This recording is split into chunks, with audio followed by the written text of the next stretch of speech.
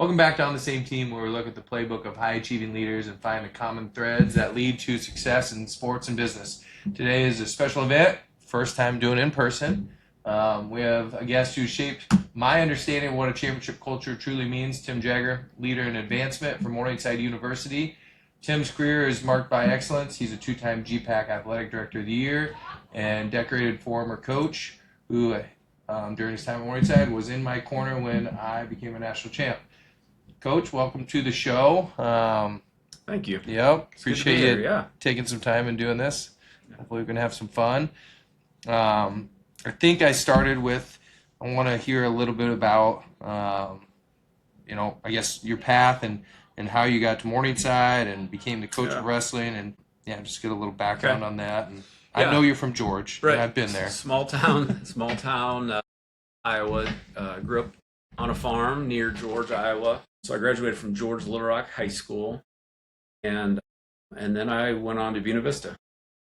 I really, looking back when I was choosing a college, I really didn't look at very many options. I think back in those days, I went to the Al Baxter wrestling camp as a seventh, eighth, ninth grader, and just thought, being on campus for 4 days and loved it. And then a couple older George alum, Greg Hoyne and Jeff Hoyne, both went to. I didn't know Greg was from George. Yeah. Maybe I did, but both went to BV. And back in those days, so my high school coach, Dave Schaefer, who went on to coach at Spencer's in the Hall of Fame, and then Ty Seaman was up at West Lyon, Doyle Negg was up at Sheldon, all former BV wrestlers. So at that time, I think Coach Baxter had about 50 or 60 former wrestlers out coaching.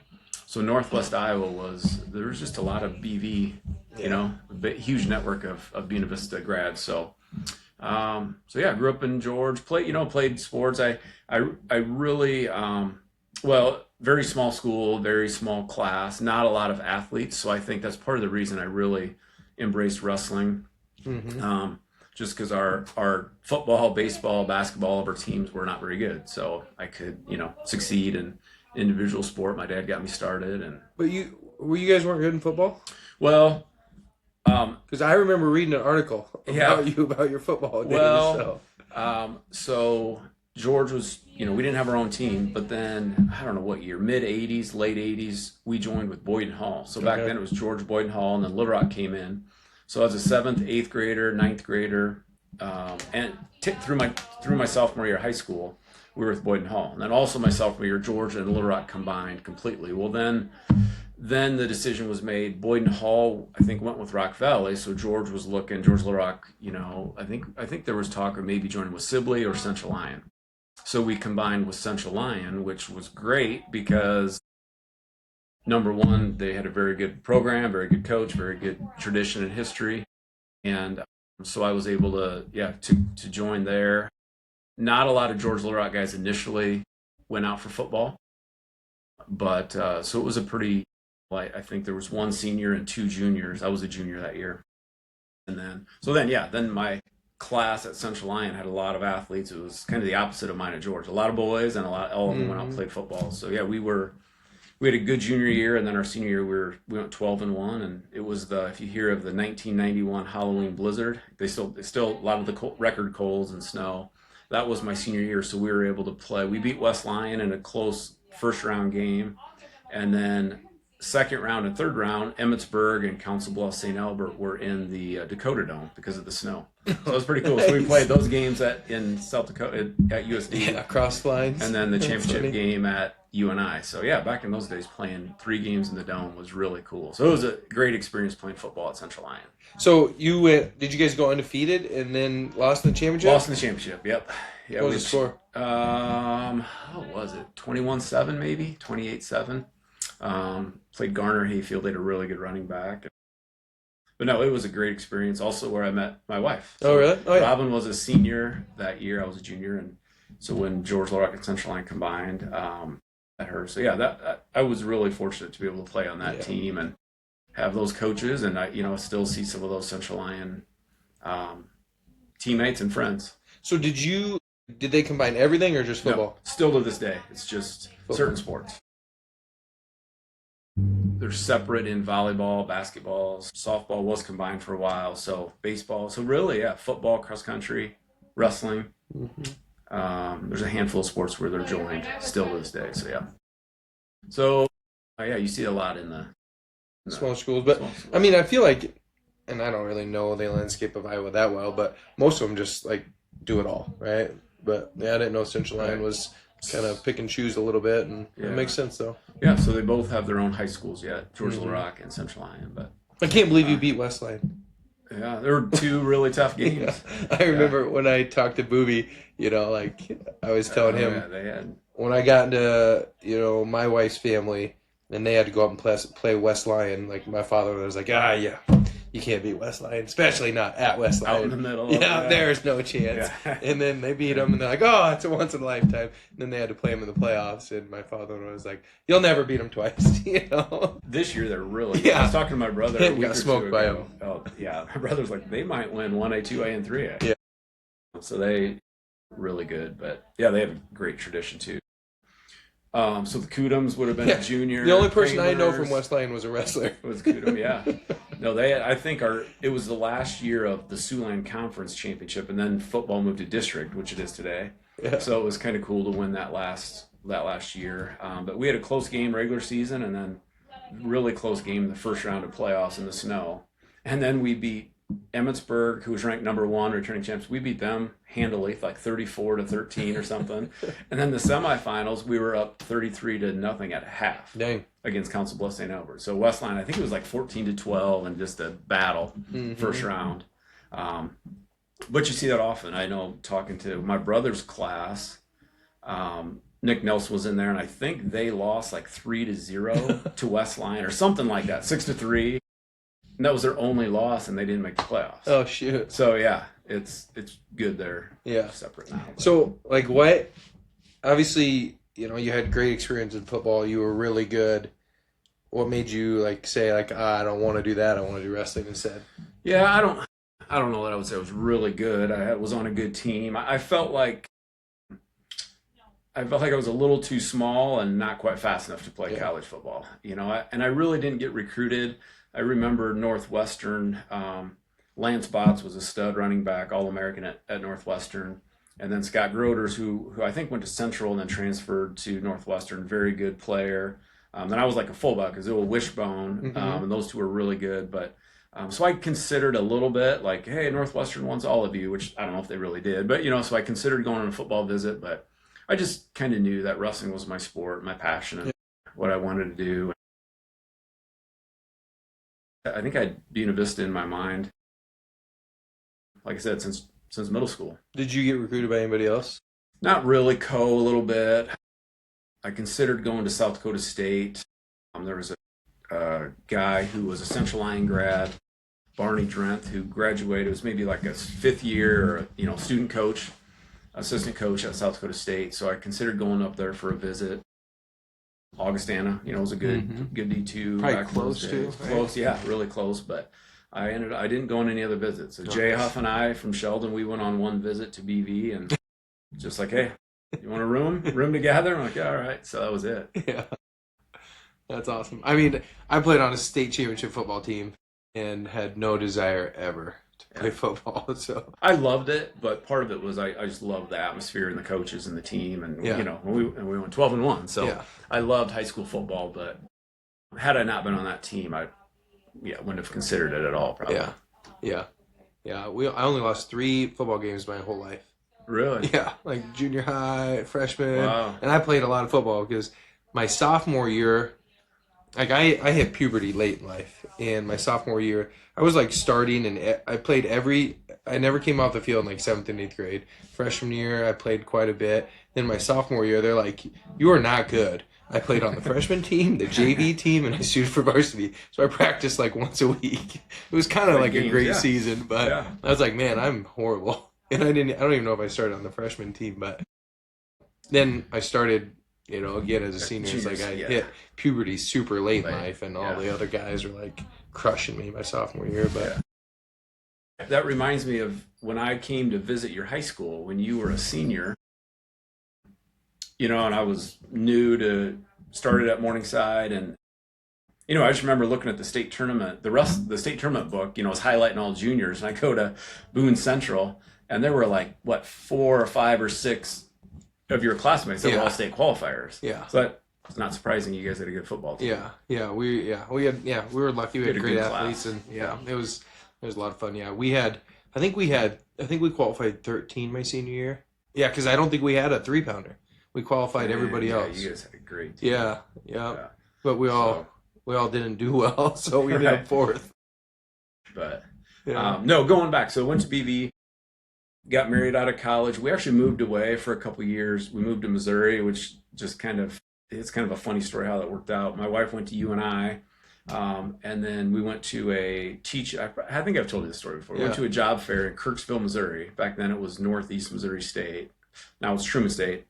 And I was like, yeah, I'll go with you. So she, just kind of, I don't know that we were really considering it. She just wanted to go for practice and give out resumes and meet some people anyway. So I followed her along, and I looked at a map, and I was kind of like, I'm only going to give my resumes or talk to schools that are on a lake. So there were like 3 or 4 towns, that were on a lake, and they must have had a list of all the schools and a map. And so one of them was down on Table Rock Lake, down kind of in the Branson, Kimberling City area. So I gave my resume to whoever, I don't remember, the principal or somebody there. Yeah. And then like a week later, they called me like, hey, you want to come for an interview? So we went down there and interviewed, and they offered us both a job. Yeah. Like Robin was sitting in the room. She goes, hey, you want me to leave for the interview? I'm like, no, you can just stay right there. It was a super laid back, casual interview. And then they're like, hey, you're an education major too, aren't you? She said, yeah. So they basically asked her the same questions they just asked me. And they're like, you walked around the school, and they're like, all right, we're going to offer you both jobs. That's and awesome. We kind of were like, how do you turn this down? So it was, we were both student teaching at the time. So we went down there for a couple of years, which is great, just to get out, away on our own, just to kind of, get started. And then, but I missed wrestling. So we moved back. I officiated 1 year, which was a great experience. I love that. And I'm actually kind of considering getting back into that. Yeah. I know the sport of wrestling needs it. I've always said I want to do that because like I was always hard on officials, and I felt bad about it, and I'm like, I need to put myself in those shoes and like take a little of the heat too, because you were kind of sometimes I was a prick, and I was like, you shouldn't have been like that. So like I should do that. I do think all coaches should have to officiate a year before they get into coaching. I didn't know that you officiated either. High school, I'm assuming. High school, yeah. And then I was just gonna I'm gonna try some JV tournaments, see how it goes. I remember coming down to the Heelan tournament and just some around Northwest Iowa. And then by the end of the year, I did a varsity duel, West Lyon and whoever, they were a couple duels. And then I ended up doing some varsity tournaments, which awesome. Was, a little nervous, but it was fine. I did the George Little Rock tournament. And then in 99, 2000, I got the opportunity to coach at George Little Rock for 1 year. So I was a head coach at George Little Rock, my old high school, which was great. But then that summer, I ended up talking to maybe Rick Schweisberger, Mark Van Beek came up. I think I had him come up to George to work with my high school guys or a camp or something. And they're like, hey, Ryan's leaving. You should call Coach Baxter up. So I did, and I don't remember how it all exactly went. So then I went back to BV as a part-time assistant coach, for very, very little money in those days. But I had Coach Baxter help me get a job that worked really well. I worked at their newspaper, kind of selling advertising, which was great preparation for recruiting. Like I had never been in sales before. So I did that 3 years, 2001, 2002, 2003. And then the summer of 2003, Morningside decided to bring back wrestling and tennis and then add swimming, those 3 sports. So they reached out to Coach Baxter, who's a Morningside alum, played football and wrestled at Morningside, and worked in the stockyards. Had 2 kids, two babies. It's a podcast. I want to make it sound better. Oh yeah, he had. It's an amazing story. It is. I love that. I think he had. Yeah, by the time he was 19 or 20, I think 19, he had 2 kids, played football, wrestled, and was working like 20 hours a week, 25 hours a week at the packing plant here in Sioux City. Most people that are like older than me know who Baxter is in this area. It seems like, if you have any wrestling involvement, which is pretty awesome. Yeah. He's an absolute legend. Started from Morningside, we started the Lisbon wrestling program, which is a powerhouse. Then he started the BV wrestling program, coached there for 28 years, something like that, maybe. I think he was at Lisbon 9. So yeah, you look at some of the guys and the trophy cases at those two schools, it's pretty impressive. But so yeah, I got Morningside reached out to Baxter, and he was like, yeah, I got a guy right here who could start your program. So it worked out really well. Really appreciated, hit it off well with Jerry Schmuddy, and I interviewed, I think I came just for an initial meeting, look around. I remember parking by the Hyper. Growing up in Northwest Iowa, not very far away, but I had never been to Morningside's campus just because they didn't have wrestling. So I remember parking wherever, kind of behind Dairy Queen, and then, it's funny, I was like walking around the trying to figure out where you should go. Yeah, where's this Heinemann Hobbs building? And then came back and did the interview, and Jerry's like, hey, look, Beth Siebenall was there at the time, and we did a tour, and I get out, we go to lunch. I still remember, we went to Whiskey Creek. It was by the Gordon Ivy at the time. You remember that? Yep. And I had my menu up, and Jerry just pushes my menu down, and he goes, we want to offer you the job. Do you want it? I was like, yeah, I think I do.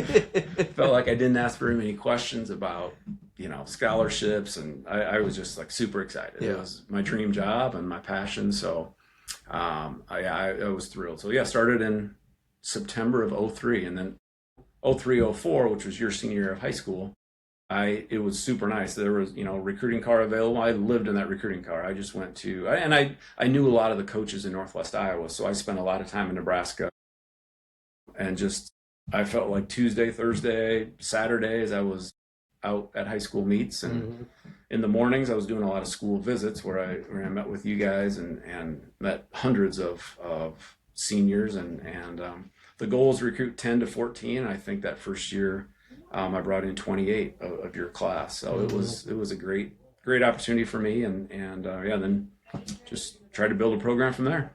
Yeah, I remember. I think just it's crazy how things work out, right? I remember Schmuddy had two people interview on campus, right? You and then another guy that had just won a national title, and he chose you instead, right? Yeah. And I mean, it's crazy, right? Yeah. But I think obviously he knew what he was looking for. I just talked to Jerry last week. I hadn't talked to him for a while, and it's just great to, catch up with him. Obviously a mentor, and he was really good to me, and we had a good relationship, and he brought that up again. He goes, do you remember who I turned down? Yeah. That's awesome. No, it was great to talk to him. But I think I interviewed for Briarcliff, and didn't get it, obviously. And then the next year I became the Morningside coach, right? I think that's the timeline. But I just remember man, that AD made a great choice. I was pretty pissed off at the time. I'm like, how don't you choose me, right?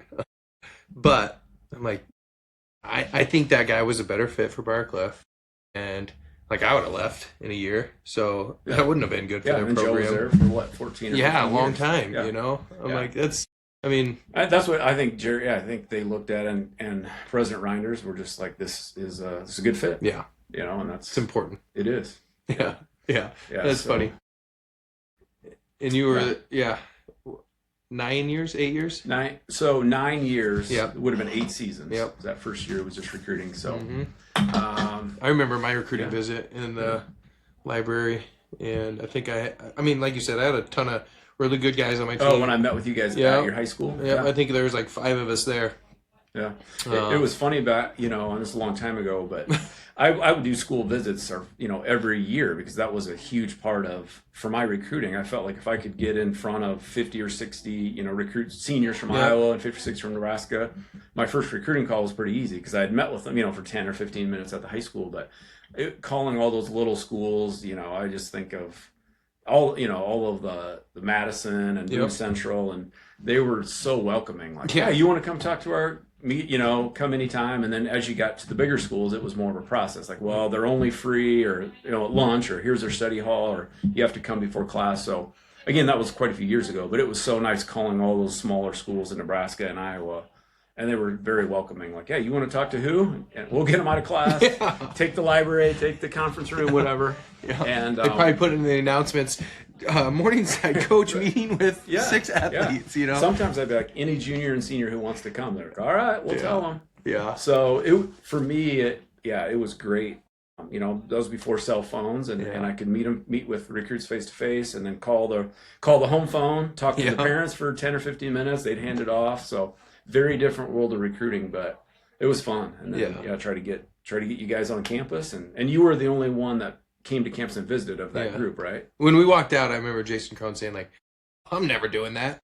And I didn't say anything. I just remember being like, "Geez, I think I might," you know. But I didn't want to say anything because everyone else was like, "Yeah, I'm not doing it either," you know. But I remember walk out thinking, like I'm interested in that, and it was kind of a funny experience. But I remember I started out recruiting the exact same way, going to schools and really enjoyed that. Like I enjoyed being on the road too. I still enjoy being on the road. Yeah. But it just got harder and harder where they'd be like, "Hey, we don't let outside visitors." I'm like, "Okay, mark that one off my list." But those were 3 kids I really wanted to talk to. Right. And it just kept getting smaller and smaller where they're like, "Yeah, we don't do that." Mm-hmm. And so like I would say probably my last 5 years I didn't do any of that. Right. Which was it just changed, right? You got them on Instagram and you connect with them that way instead. Yeah. But like that was it was fun to go to all these schools. Like it was a good time. And now it's so much more efficient. Like you can go to Instagram and text. We didn't have that. So I was not very efficient as far as I just spent so much time on recruits that I probably had a 5 to 10% chance on. Mm-hmm. But it was always in my head like, you never know, I might get them. I just think of all the home visits and, I'm driving 3 hours, talk to this kid and his parents, drive 3 hours back, get back at midnight for a very small chance to get him. But I don't know, I loved it, Yeah. I'd do it again if I did, Yeah. So. I mean, I talked to, Kudum about that. Like, I love that recruiting experience, mm-hmm. Like it was a lot of fun. It was enjoyable, and not that I didn't enjoy the new experience, but it's just one of those things that I think that was a good way to do it too. Like it was a lot of fun to meet the parents and have that one-on-one, and like it was very stressful too, like going into someone's home and like kind of awkward. Like I think it developed me well for sales and like it's like a in-house cold call basically. And sometimes they had been to campus and it was more comfortable, but there were most of them were great and welcoming, and some of the they make you cookies or one. I remember Matt Mueller. We had a full-on dinner, and but I really enjoyed that. But it's so different now. I do think too that the families knew the coach better, and you pretty much knew what you were getting also for a coach. Where I think now it's more text and Instagram, but especially the international recruiting, a lot of it's an agent who says, this is who we have. So whether it's soccer or tennis or golf, whatever sport, who recruits international, they can look and like, oh, they're willing to pay $17,000 or $12,000 or $20,000, and it's almost more based on the agent and how much they can pay, and kind of you get their skill level, but you don't really know the athlete. So then they come into your program and there might be problems. Their skill level's not what you thought as a coach, and I just think it's harder to manage that roster because you don't really know what you're fully getting, and they don't know what they're fully getting. They may come to a GPAC school in the Midwest, and it's very different than where Europe or South America. But I think some coaches lead and manage that really well, but it's a different world. Yeah, it almost makes me, wonder. Like, I think back to ours, right? Like you brought together a lot of, I would say somewhat similar, people, right? Like we're all from Nebraska, Iowa, right? And we all mostly small town. Knew who you were. We grew up similar, like even I remember I went to like Hashbrook's house, and like hunted there, and it was in Iowa, and but it was similar to my experience growing up, right? Like we deer hunted and whatever, and like it was very similar. So, but like you said, we knew you, so we kind of knew what we were getting to, what kind of culture we were supposed to expect. I'm assuming that's harder, and which just makes me wonder if it's even more important to have a very strong culture now, because you're going to bring in people from all over that maybe don't know what to expect. So you need to have just the strongest culture. So They like, adapt to your impacts them. culture. They Yes. don't change your culture. Yeah. Yeah. And I do think, that's super important with the culture. But I also think there's some, I would say, sheltered Northwest Iowa a little bit. Where that was me. It's good to, when I became an AD and got, built relationships with some football, some other, and some of your guys too, but some other athletes, from Florida, or, I think of Xavier Span from Florida, AP Ponder, some of those guys. And I was like, man, my teams didn't really have this diversity. Yeah. And that's, a negative. Like, getting to know those other backgrounds. And that's what college is about, is to hang out with students who are different than yourself. So I do think there's a lot of benefit of recruiting nationwide and bringing in different backgrounds. Even I think of Joe Lockett. I think of him as a city kid. He was a Bellevue West. That was Bellevue basically the diversity we had. Right. I mean, either you grew up in Omaha or even Sioux City. Yeah. Versus you grew up in George Akron, or Petersburg. Sibley, Petersburg. Yeah. Like that was our diversity. I mean, it really wasn't that diverse. I remember. Yeah. That was, Ben Knight was a city kid, but he really wasn't. He lived on the edge of town. He was a as hunter. towny as Yeah. Drew Smith, small town ranch out in Nebraska, and that was it. Like, who else other than Lockett was? I guess we had a few city. I think it was like Rulin. Like he was Rulin, Sioux City. Yeah. Yeah. Like I remember joking with him true. about like True. he didn't know how to change a tire. I'm like, what are you talking about? He goes, I got AAA. I don't need to know that. I'm like, I don't even know what AAA is. Yeah. What are you talking about? Right. He's like, yeah, you just call this number and they come and they change your tire for you. I'm like, that's crazy. Like, why don't you just change it yourself?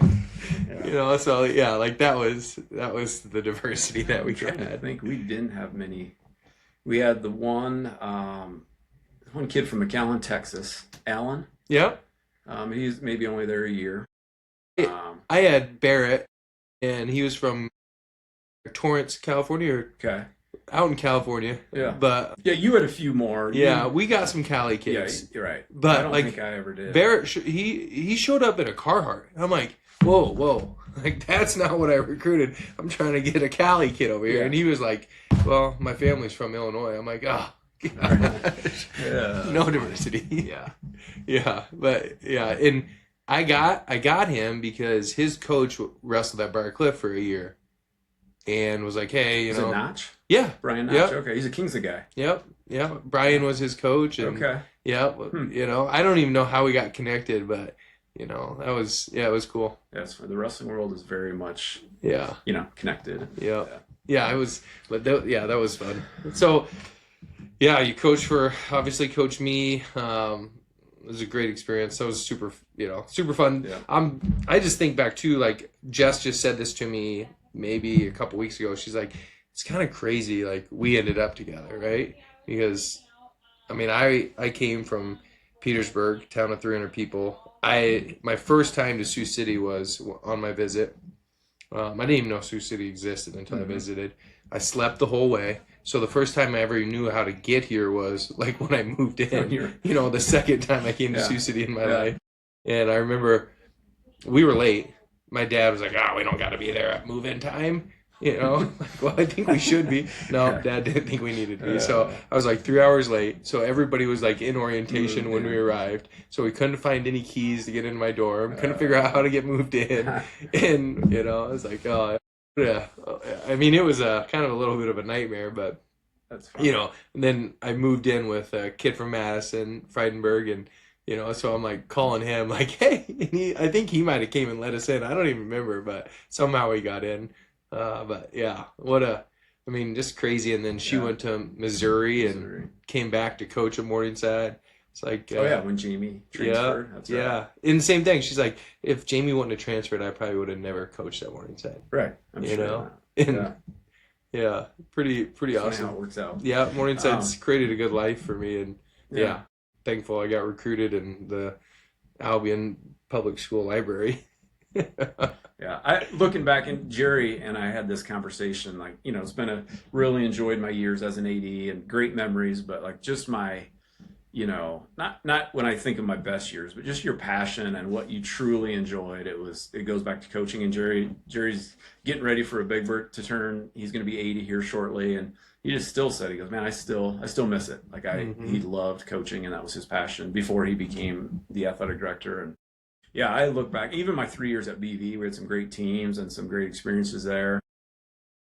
And yeah, still stay in touch with some of those guys. But so really, I only coached, if you include high school, 3 years at BV, 12 seasons. So it's really not that much, but made a huge impact on me. And hope, and I still, even when I was hiring coaches, I always thought, man, in the interview, I want to hear something about, why are you getting into it, and just about impacting lives and making a difference and, being a positive influence.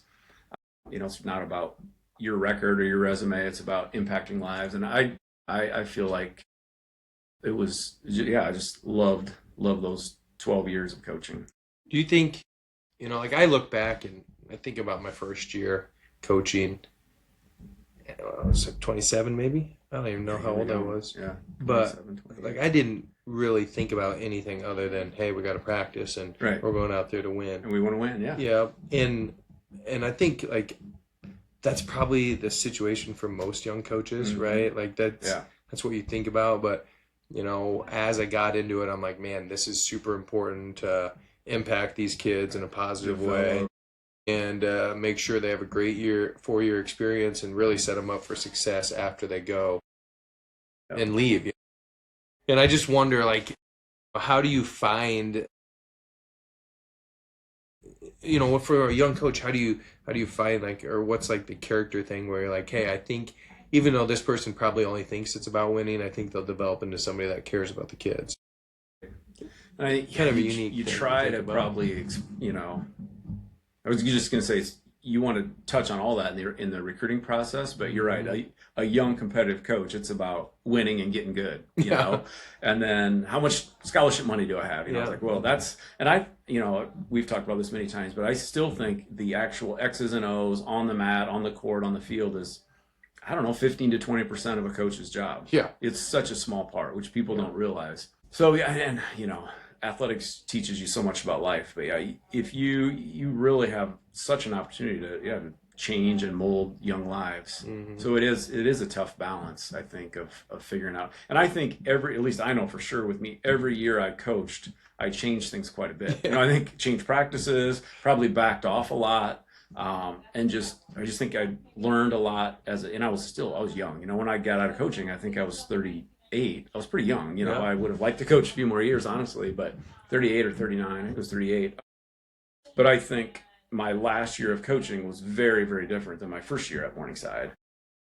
Because I think, you just change and get better. And, we talked a lot about just how you represent yourself in the school, and the Champs of Character initiative was a big thing back then, but I think that played a part too, kind of in my philosophy. And I remember, like, just keep it simple. Our program philosophy is you want to graduate and get your degree, and number two is, and I really probably developed this later, is just we want to provide a great experience. Like, I want this to be the best 4 years of your life. And I just remember at home visits sitting on the couch with parents and being like, hey, I think it's my job, it's my responsibility as a coach to help provide a great experience. Now, there's going to be a lot of expectations on your part. You got to make the right decisions and, buy in and, be dedicated to the program. But if you do that, I'm going to do everything I can to provide you a good experience. And then number third is, we want to reach your goals, like your athletic goals, but that's not first. Your first out, number one, attitude, effort, and improve yourself every day. That's kind of a daily, attitude, effort, improvement. But then, get your degree, have a great college experience, a rounded experience, and then down on the list is reaching your goals and being successful. But I think once I figured that out a little bit, I think it helped with recruiting, and it helped me kind of have a more balanced philosophy and, how I ran the program. And I remember listening to that breakdown, which is awesome. But I think too, once you kind of get, I would say your brand and you're just honest with everybody about it, like that really helped me with my culture. I feel like, like I got kids that I loved coaching and kids that loved being coached by me, and that made it really fun and really enjoyable. Like I rarely got somebody that didn't know who I was and what I was going to ask of them and what I was going to give to them. And I think doing that too, like I almost put more pressure on me because, like I was like, hey, I've committed to you too. and I'm going to give you what I said I was gonna, Right. and I'm not gonna let you down. Yep. You know, and also the reality of like I'm dealing with an 18, 19, 20, 21, 22 year olds. Like it's not necessarily their job to not let me down. You know, like they're trying to figure. They're gonna crap make out. mistakes. Yeah, Yeah. and like Yeah. it's my job to like know that will happen, Right. and when it does happen, guide them to Yeah. hey, let's get better and move Right. forward. Yeah. Right. Say, hey, we're gonna hold you accountable, but you also understand and Yeah. support them, and know, hey, everyone makes mistakes, and I think second chances are huge. I was just thinking when you said culture and brand, I think that's so much more than just a sign on the wall. You know, it's what you do every day. So I think that's what, especially wrestling, is you just have to be so disciplined and make sacrifices. And we would say, I remember saying, if you just be where you're supposed to be, do what you're supposed to do, you're going to be successful. You're going to graduate. It's not that hard, but it really is hard. Morning lifts, and if you're watching your weight and practices and studying, like it takes a lot of discipline to be a successful student athlete. So, but it does kind of, if you get really simple, like if you would be where you're supposed to be, do what you're supposed to do, be on time, put in a good effort, you're going to be successful. But I think that's asking a lot too. So I think that's what I love the most about it, though, is like I still love having a coach, right? Like I'm somebody that I like to envision my own path and everything, but I also like to have somebody tell me like, hey, you should do this, like that. Yeah. It's just so easy, like that part. Execution is not that hard for me, but I don't know. I just always like that. And I remember like talking to Kudum one time, and it's just always stuck with me, like I would bounce back and forth with him, like, hey, I'm doing this, extra, I'm planning this. And, like I remember him telling me, I think you're doing too much. And I'm like, dang, that was so good to hear. Because I remember I was healthy and good to go, and I'm like, and the fact that he told me I was doing too much, I was like 100% confident.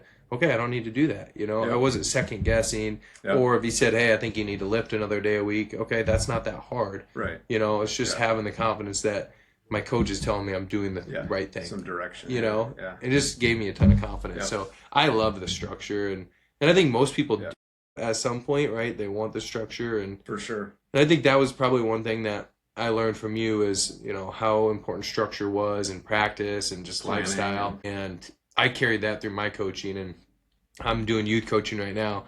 And they're like, what do you want to do? And I'm like, I don't know. I don't have a plan. Like I value that now. Like if even a youth practice or a camp, like I don't like to go off the cuff. I'm the same way. I like to have that plan, 5-minute increments, 10-minute, and if I do that, I will crush the practice, and it'll be super high energy. But if you're just like, hey, give me 10 minutes here, I'll be like, of what? Mm-hmm. And they're like, they're giving me crap. They're like, you know more about wrestling than all of us. I'm like, I know, but what do you want me to do? I want a plan. Yeah. I remember Coach Baxter at BV didn't really have it at least broken down like that. He might have an idea in his head or have a few things written down, but I'm not that way, because it was like on the spot. All right, what drill should we do? I was like, dang, I know 10 drills, but I want to think about it before practice. So I was the same way. Yeah, it just gives me way more confidence, and I like to tie things together. Like I want everything to be purposeful. And if it's not purposeful, like I feel like my team can tell, like, why are we doing this? I don't know. This is what I thought about, And I always used to think it's such a long season. If you just go in and warm up, drill, wrestle live, like if you do the same thing every day, it's, you just burn out. So I really tried to have like 3 different just agendas for practice. Not agendas, I should say, structure of schedule. So sometimes you might do a little live wrestling before technique, whatever, and just totally mix it up. And then in those 3 practice structures, you can still make a lot of variations and do different drills and all that. So I think change is good, and sometimes bringing in a different name, a different face is good. And so I do think I always like to be probably too much planning is better than. Yeah, I read later in my career, I read a John Wooden book, and he was the same way. He had everything down to the minute. Yep. It was super planned out, and, arguably the greatest coach ever. Yeah. So, I was like, okay, maybe I'm doing it right. That gave me confidence too, reading that. And I talked to Jess about youth. She's coaching youth volleyball, I'm coaching. And I said, the trick to youth sports, in my opinion, is getting them to do the same thing over and over and not realize it and to enjoy it. That's exactly because there's probably 5 drills that really matter and that are really going to help these kids. Yeah. But if you do that for an hour, they're going to hate it and they're going to hate you and they're never going to want to do the sport. So you got to figure out a way to trick them into it, you know? That's funny you say that. I goes back to, I always think of Ty Eustace. Remember when we just started the Paulson brothers? Did, 2 things, right? Yeah. Ty said, I do 2 things well. He goes, I'm basically good at 2 things plus a stand-up. He goes, I have a single leg, I have a snap down, probably a series, a front headlock, and a stand-up. And, you know, he was a 2-time All-American, national runner-up. I think he got like 4th and 2nd. But anyway, national runner-up for the University of Iowa. And I just remember, like, I was early in my coaching career because I was good at 2 to 3, 2 things plus a stand. Yeah, I might have been. Maybe I was wrestling at that time. Yeah, you would have been. I think he was year 3 because Meester came up one year. The Paulson twins. I think he was like 6. Mm-hmm. He probably came and did our camp, and I was like, man, you really, position. And then you think of all these little kids going to these camps. I got to go learn 50 moves at a camp. It's like, no, you don't. Or I need to drive to Lincoln to have a Division I wrestler work with my kid. Like, no, your kid needs to learn position. And that's 100%. It is. Yeah, everything works if you're in good position. Yeah, nothing works if you're in bad. Yeah, and it's a grind though. Like, you want to change it up, but you need to do. I remember Mark Schwab came down from his coach at Minnesota. Great wrestler at Osage. Wrestled at UNI, coached at Minnesota quite a few years, and he took the BV job. And we were talking, that was pretty early in my coaching days, and he was like, we do the same things at Minnesota that we do here at BV that you do at Morningside. He goes, it's, a little different skill level at some, at the Big Ten level, but he was like, it's all the same reputation every day. And repetition, he was just like, we gotta make these guys realize like how important a single leg is, setups and finishes. It's basic stuff. Yeah. But I shared a quote. Who was I talking to the other day? I actually heard this quote in, I was at the Briar Cliff wrestling team, but I heard this quote. It's actually in a yoga class, and it stuck out to me just because it reminded me of wrestling, and I don't know if it's a legit quote. And the guy was like, this is a Bruce Lee quote, and it was, Bruce Lee said, how was it? I don't fear the man that does 10,000 kicks one time. I fear the man that does one kick 10,000. And I was kind of sitting there thinking, I was like, yeah, that is totally true in college wrestling or college sports. Even I feel like, the football coaches, the baseball coaches, just trying to make practices, fun and get, a big part is team attitude, getting them to buy in. But if they're enjoying practice when it's 30 degrees outside and, they're fired up and all bought in and ready to go, that's so big. It goes back to culture and branding. Yeah, I just said something. I went to Lennox Brown was the the All-State Good Hands Award winner for and hopefully he gets to go to the All-State Sugar Bowl. I said I'd take Steve as my special guest if he makes it. So, man, that's cool. Yeah, he said that. No, I told him because I'm like. If he makes it, he gets to take something. I'm like, are you going to take Steve? He goes, Steve's like, no, he's got to take his dad. I'm like, all right, Steve, you and I will go then. Oh, yeah. So I'm kind of committed. I'm a man of my word. So, yeah, I don't know what that'll cost, but we'll figure it out. Steve will maybe have to pay for our food. But I was at his practice, and I said something to Kyle Ortegren, a former Mustang, played for Steve, and I said, I really enjoyed it, right? Steve's super structured. His plays were going quick, like they were getting reps in. And Kyle said to me, his playbook's so easy. It's the simplest playbook. And I'm like, really? I'm like, that doesn't come off as that, right? But it's like he just said, it's very simple. And they just great at execution, and I was like, dang, and I'm coaching youth football now. And, like that struck me because I was like, I think he said he has like 6 base, and everything comes off of these 6 base formations or plays. I don't understand football, so I don't know what Kyle is saying, but I just understood that Kyle said it's very simple. You just what you learn. It's very foundational. And I remember hearing other GPAC and other playoff coaches being like, getting ready for this offense is not easy. Yeah. So that's interesting. Yeah, I was super blown away because I thought the same thing. That I figured the playbook was like this thick, and I listened to these things where they're like super jets, tango right, and I'm like, I would never do it. I struggled Boone Central playbook, and I think we had like 7 plays, you know. Right. I was just trying to know if we're going on 1 or 2. 17 dive left or something. Yeah. That's what ours were. 46 blast, 46 blast pass. Like, oh boy. Yeah. So that's, I mean, I think it is. It's like, just keep it super simple. Mm-hmm. And my other thing with youth sports is they don't need to condition. And I don't want to harp on youth sports, but that one drives me nuts. I'm like, my kid can wrestle for a whole match and be tired, and when he comes off, he'll sprint over to his buddy that he sees doing something, and he'll run around with him for the next hour. Yeah. And then he'll come back and he'll wrestle just as well. I'm like, it just, like, those kids have an endless gas tank. And part of me was thinking, it might be because they have no muscle, really. So they can't get tired, No, I know. It. Yeah, we won't go into the whole youth sports thing, but they just should be having fun and learning skills. Yeah. Basic skills. Stick to the fundamentals. They got plenty of time in high school and college, too. Yeah. And I always love, like, I feel so blessed, too, that I had the chance to see so many kids develop as athletes and men, you know. And I didn't get to work with women, but, like, I have 2 daughters now. Like, how much that is important, right? And I'm very thankful that I have that perspective now that I'm a dad, you know, because I feel like maybe if I wasn't in there, I wouldn't have that perspective and I would be more concerned, right? That they're falling behind. Yeah. But I just have no concern because, you know, I've just had people so far, you know, I've had, you know, like Ben, like he was diehard youth wrestler, you know, crushed it his whole life. Mm-hmm. And then I've had Steven Garcia from the same school. Yep. Steven didn't start wrestling until like 7th grade. Right. And like his mom didn't let him do any of that stuff. Yeah. Right? Probably was not very good as a freshman. Sophomore in high school. Maybe by sophomore. I don't know. I mean, he wrestled with Colton and, you know, like I know him and Crystal's helped him along and everything. Right. But it's like the same thing, Phil Rasmussen, right? I think he started as a freshman. Right? Really? A couple of my best guys ever. Yeah. You know, it's started like, late. You know, I just, it helped me have confidence that you don't have to be good when you're 12 to be great when you're 18. Did you ever, I remember having a couple dads being like, you know, recruiting their junior in high school, and they had every stat, every record, 278 pins since 3rd grade. And I was like, that really doesn't matter. Like, I don't care.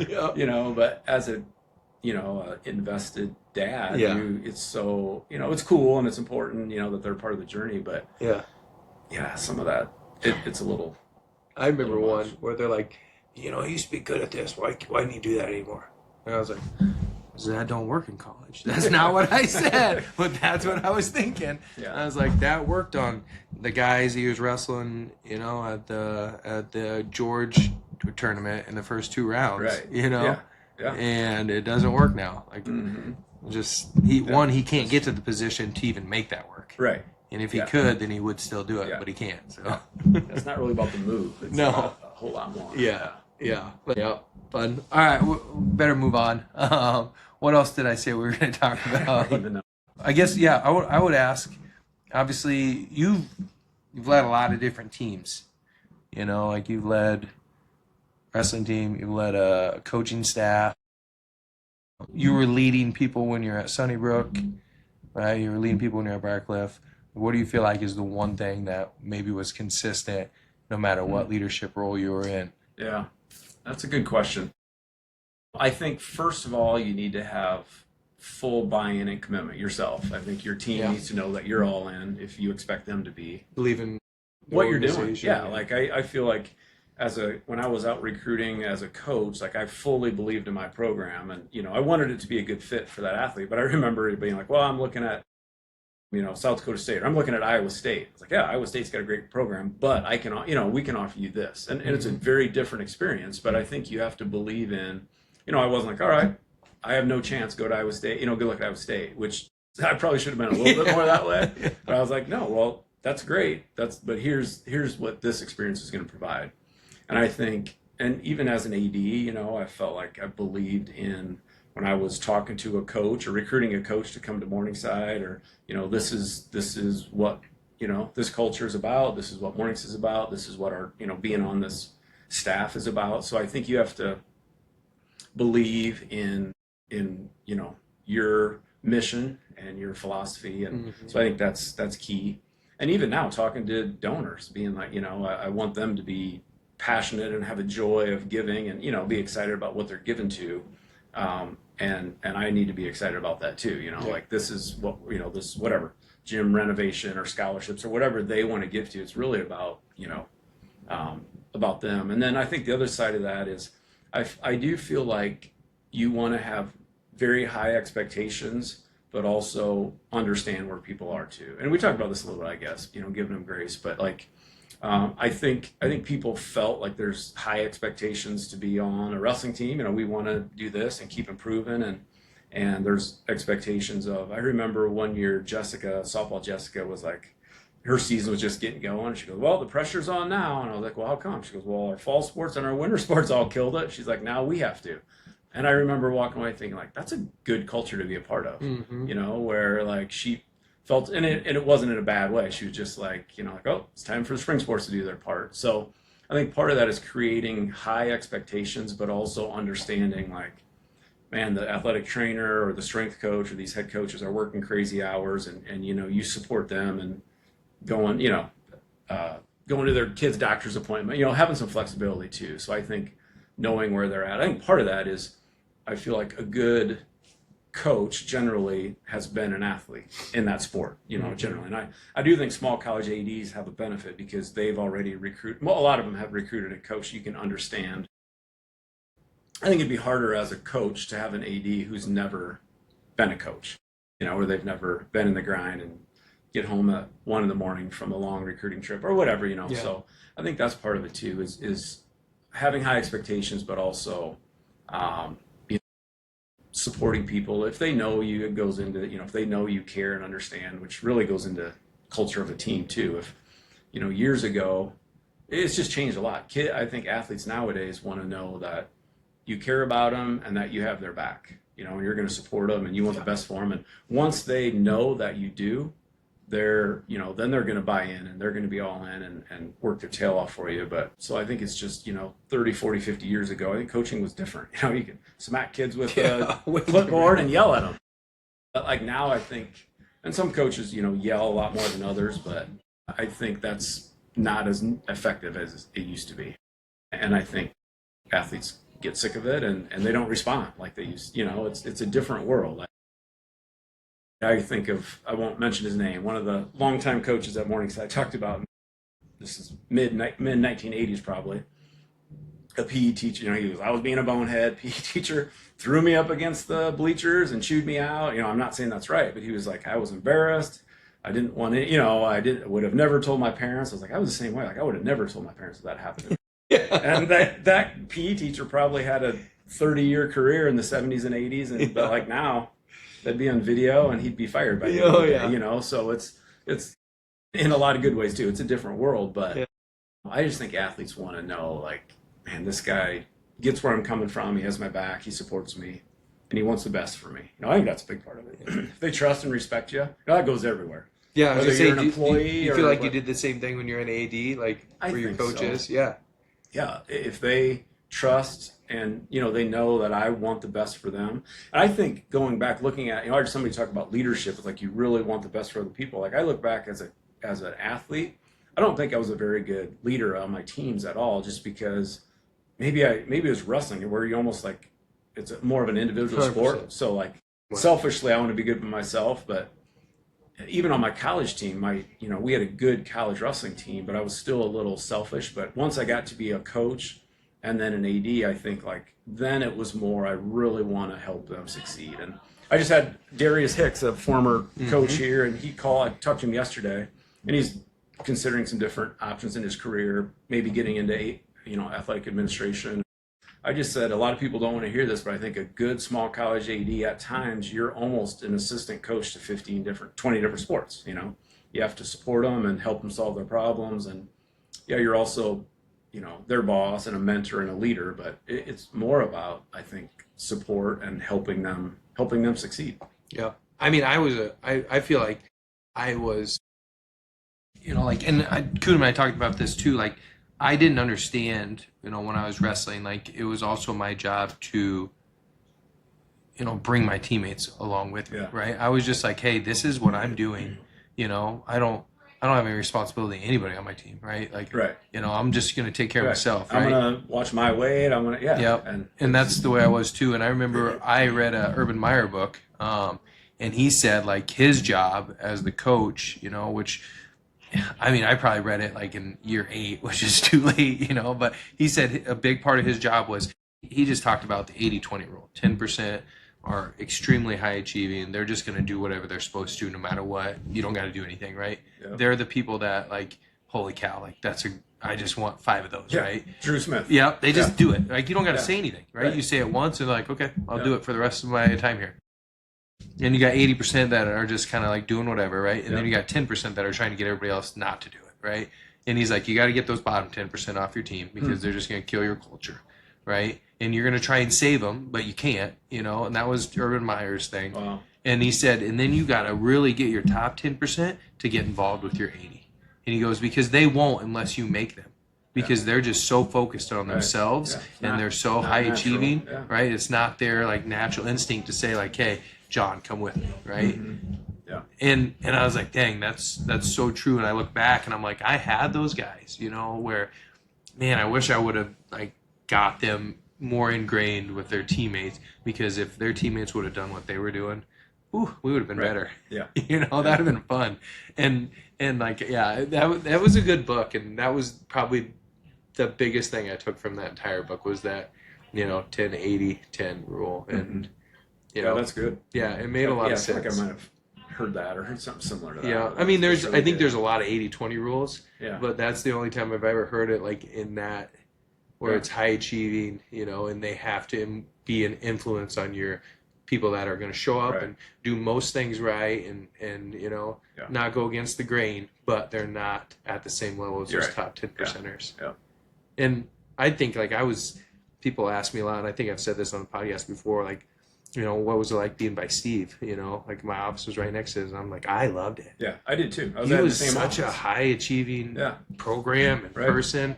Like, he didn't necessarily bring me into his office and tell me like, you should do this, Jake. But, just by being around him and stuff, like I learned stuff and, and Luders was right there, yeah, and Casey, and and I built some good relationships, with Luders and those other guys. But yeah, like and again, that goes back to culture. One thing that you're talking about that I want to ask you is like, when you're AD, you had to hire and fire people, right?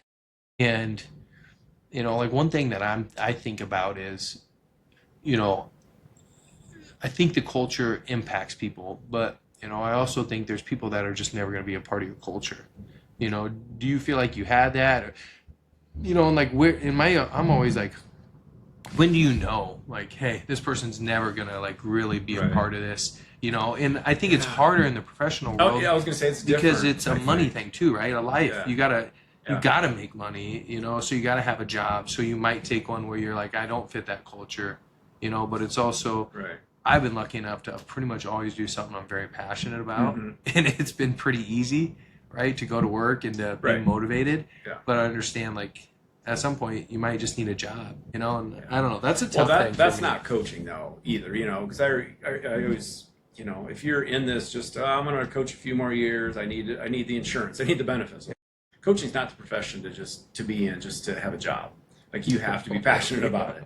So I think you don't make money. Your hours are horrible. Yeah, you're right. So, and in the professional world, it's a little different. But I also think maybe a little bit like, wrestling. But I think a lot of good coaches are a little selfish, and that's not in a bad way, but just like they want their program to be the best, and sometimes you talk to them just like talking to a team. Sometimes it's frustrating because some guys get it, some didn't, as a coach, but even talking to 20 very good coaches and good programs, like some would be bought into the overall culture, but a lot of them are like, well, I'm managing my budget, I'm managing my scholarships, I'm managing my team, we're doing pretty darn good.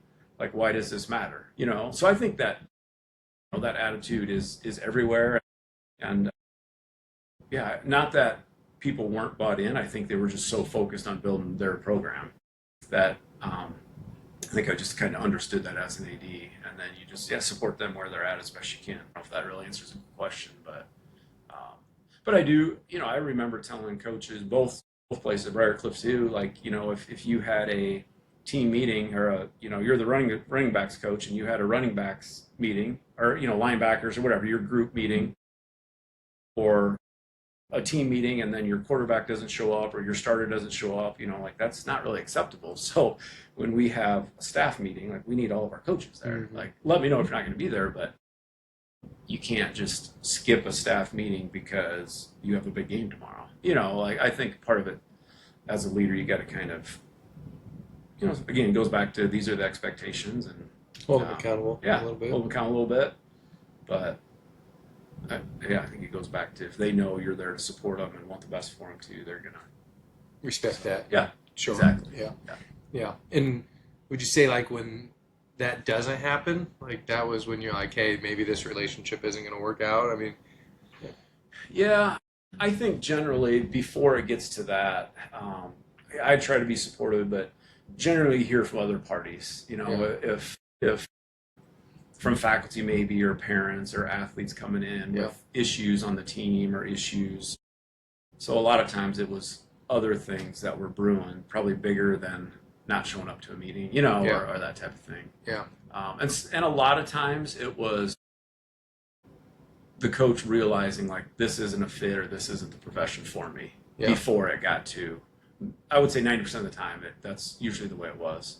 And, not necessarily a negative thing either. Yeah, that's 100%. You need to find a passion that you... Yeah, find something else. It's easy to go to work. Yep. So a lot of times it's just like, all right. And I still say, like, if as an AD I had to make a coach recruit and I need to check your calls every week, and like in a year it's going to solve it. That's not their profession for them. So yeah, if you have to make them do their job, it's never a good thing. Yeah. And I just ask those because I think, the longer I'm out of the coaching world and into the business world, the more parallels I see, and I feel like maybe coaching is like just a more intense like experience in those things. Like it's sped up and just more focused, because like I see that same thing here. Like, right, if I have customers that keep saying like, oh, I didn't have a great experience here, right?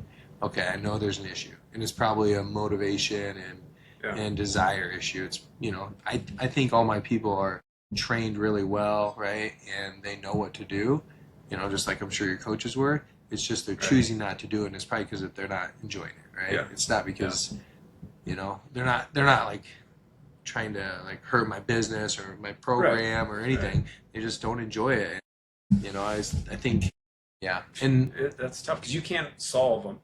Yeah, you can't solve it all either because they're different people, different personalities, different generations. Like there's a lot that probably goes into where you think, just your personality is like, this motivates me. Well, that might not motivate everybody else. Yeah. So you remember Todd Hibbs? He coached for Alma, I think. Alma, maybe? Okay. But he was my mentor at NWCA deal one time. Yeah. And he told me I should read the five love languages, and I did. And, like that was super impactful, like to understand other people are wired different. Mm-hmm. Yeah. And the things that you think are dumb, people will think that is the most important thing. Right. And, not that, this isn't a love podcast, but that kind of impacted me in the rest of my life too. Like, the things that motivate you don't motivate everybody, right? And I think I saw that more coaching too. Like, some people aren't here to win a national title. Some people are here because they love being on a team and they love the sport of wrestling, right? And like, it was good for me to read that book to realize not everybody thinks the way my brain works, And he was good. He had a unique experience. He coached maybe at Alma. He coached somewhere, and then he became a fundraiser. But I think he coached at a college and then went to Alma as a fundraiser, met a donor that was a previous wrestler, donated a ton of money, said, hey, what's your dream? And the guy in Todd was like, if I had a brand new room, a full-time assistant, like I'd do it again because I loved it. I just, and the guy's like, done. Wrote him a check, made it all happen. And you got back into coaching? Yep, became a coach again. That's really cool. Yeah, it was awesome. Yeah, kind of a dream scenario, but yeah, it was awesome. And then he's the one that told me too, like, I don't go to practice once a week. I think my guys need time off from me. And I was like, dang, my guys probably need time off from me too. So I would let Brulin or Hardman or Right. Crystal run Yeah. some practices, and Yep. I think it was really good because, yeah, and he was just like, you gotta give up control sometimes. So he was a good mentor, and yeah, I enjoyed him. I had him and I had Brian Smith as mentors. Yeah, I remember you, Brian Smith. Yeah. I remember going to a convention, probably 11 or 12, and Brian Smith was, maybe he was probably the chair of the executive committee or whatever, the NWCA, and I was in a small group with him too, and I was just impressed, like how willing he was to. Awesome. Yeah, I think Teague Moore was in there. Remember that name? There were like some Yeah. D2, and I was just like, this is, I thought this was so. Maybe it was even before that, 809 or something like that. But yeah, that's impactful when those higher level coaches are willing to do that.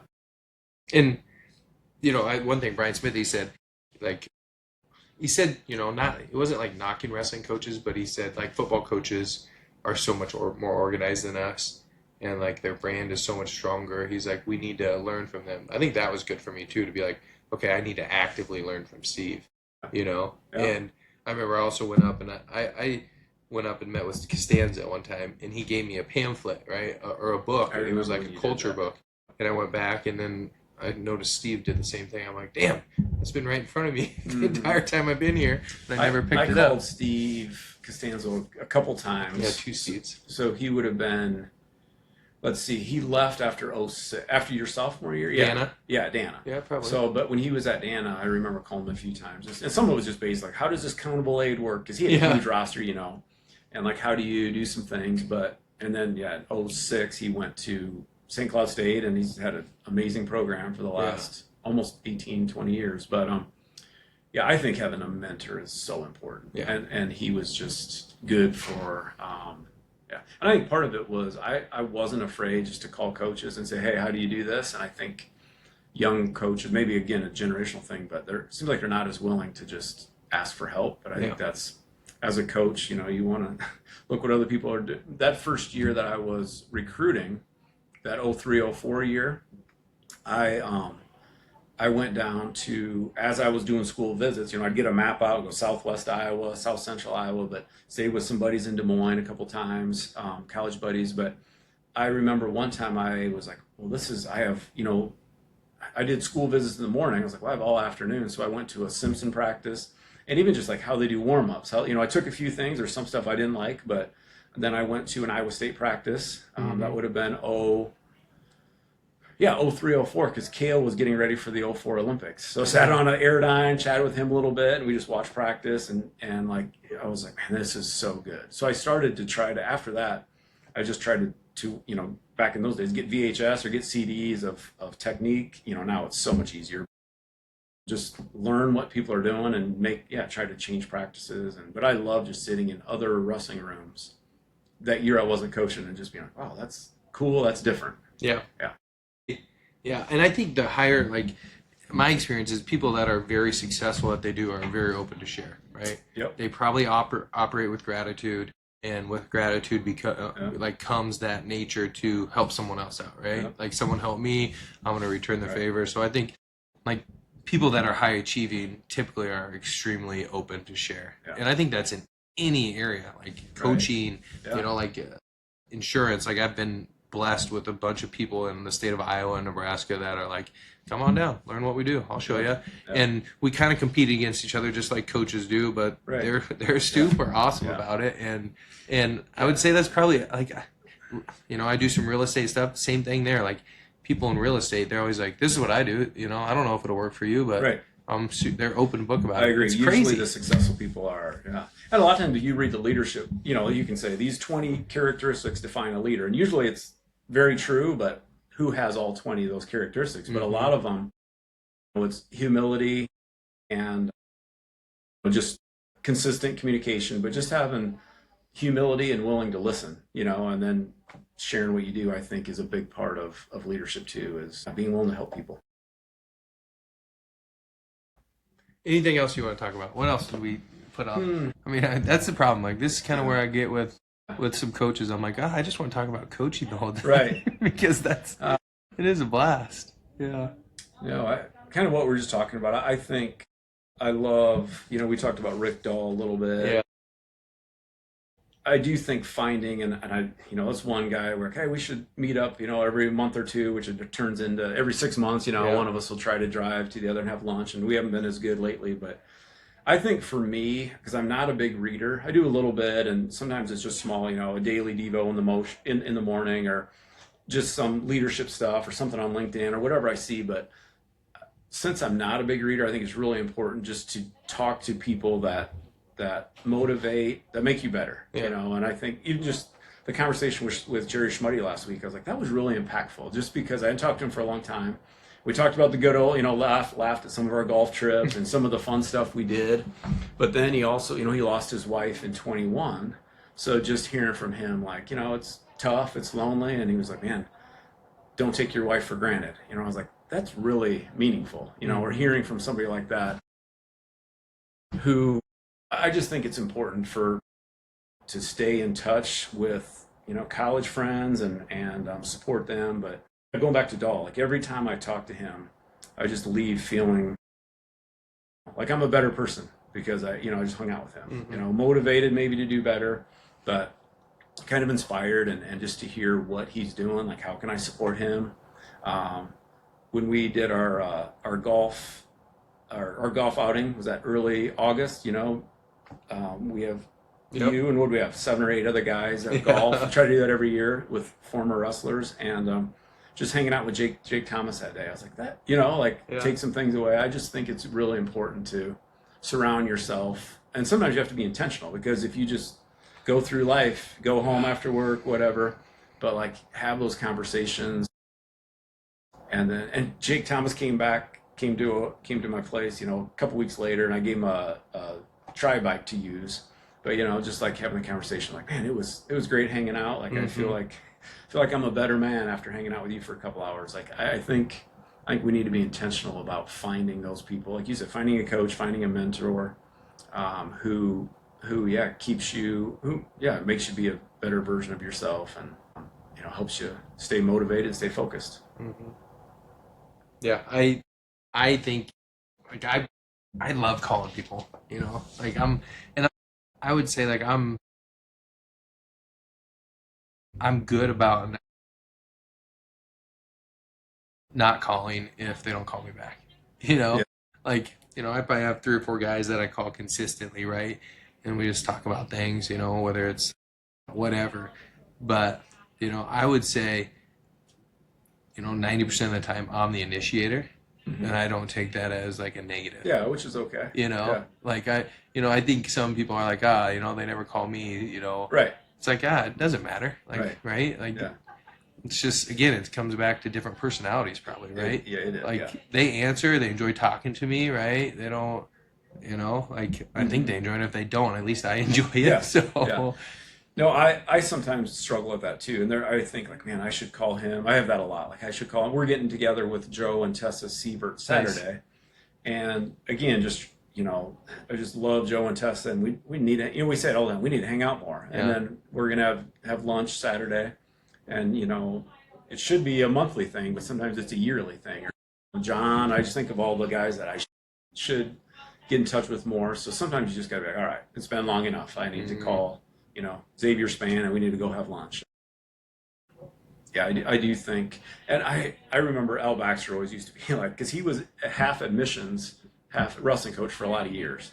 And he was just like, he goes, I've made 27,000, 400 phone calls in my days of admissions counselor and coaching. And I sometimes think that too, like, I've made so many calls, like sometimes like I just don't want to call or don't want to be on the phone. Yeah. But then when you're on the phone, it's great. Yeah. So sometimes it's just getting motivated to pick up the phone or just meet for lunch or whatever. So yeah, I would agree with that. Like, people give me crap because, like, when I went to a Hinton game, and like I sat in the opposing stand in an open spot with no one around me.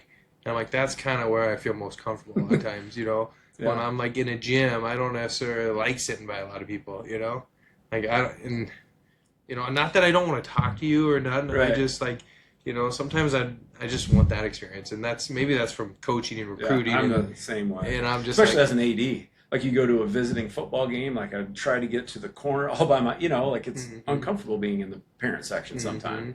So stand on the field or find a spot, and Just watch the game. right. Right? Enjoy the game. Yeah. Yeah. It's like that's kind of my No, break I get it. sometimes, you know. And yeah, we went to the Hen game last night. My brother-in-law was like giving me crap. He's like, "Wouldn't you rather be sitting over there?" I was like, "I thought about it, but I see Yeah. my family over here, Yeah. so I came and sat by you guys."